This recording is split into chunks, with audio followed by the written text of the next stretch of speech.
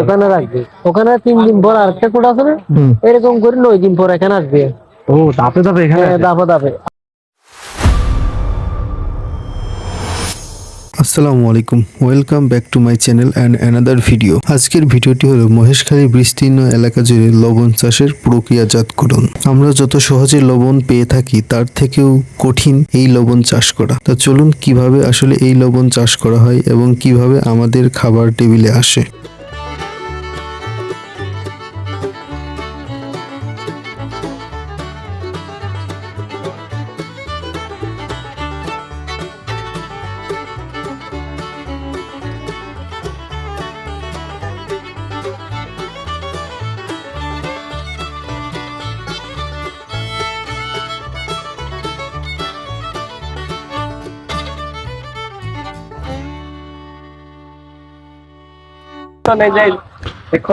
জোয়ারে পানি কয়টায় ঢোকে? পানি শুকায় গেলে লবণ হয়ে যাবে,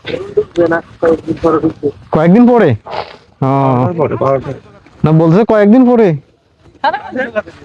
পানি বাড়া কমা করে না দরিয়ার মধ্যে। হ্যাঁ হ্যাঁ হ্যাঁ। পানি বাড়লে ওখানে ডুববে। ও আমরা তো এখন তো বুঝবেন না, জু আর ডালা এটা বুঝবেন না আমাদের বাসায়। বুঝছে, এই জন্য আপনাকে বললাম মানে পানি বাড়লে ডুববে। ও না, আমাদের বাসায় তো জু ডালা আছে, মানে জু ডালা মানে এরকম পানি বাড়বে কমবে, জোয়ার ভাটা। হ্যাঁ হ্যাঁ।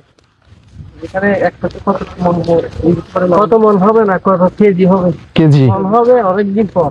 ও আর 2 মাস পর। মানে এই লবণ তো আবার হচ্ছে কারখানা থেকে ই করা হয়, তাই তো? আপনারা এসে লবণ খান না?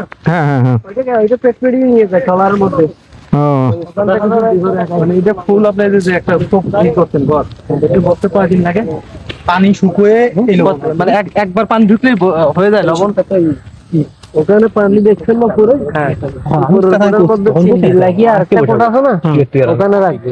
ওখানে 3 দিন পর আরেকটা কোটা আছে না, এরকম করে 9 দিন পর এখানে আসবে। ও ধাপে ধাপে এখানে। হ্যাঁ, ধাপে ধাপে। আবার এই যে এখানে 7 দিন থাকবে। তারপরে তাপমাত্রা যত বেশি হবে তত সময় কম লাগবে, উঠে যাবে। বুঝছেন? লবণটা রয়ে যাবে। আপনি কত ওখানে পানি দেখছেন না, ওইটা 3 দিন পর এরকম হয়ে যাবে এই লবণের মতো। মোটামুটি একটা ঘরে কত কেজি লবণ তুলতে পারেন আপনারা? এখন তো এরকম হারিয়ে কেউ থাকবে না, মানে মানে 10 কেজি না হলে 20 কেজি এটা মনে হয় এরকম হয়ে যাবে।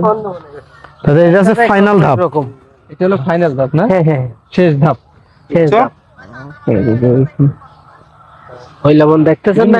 হ্যাঁ হ্যাঁ। এটা তো এখন থেকে এরকম হয়ে গেছে। আমি মাথা লাগবে নাকি একটা চাদর?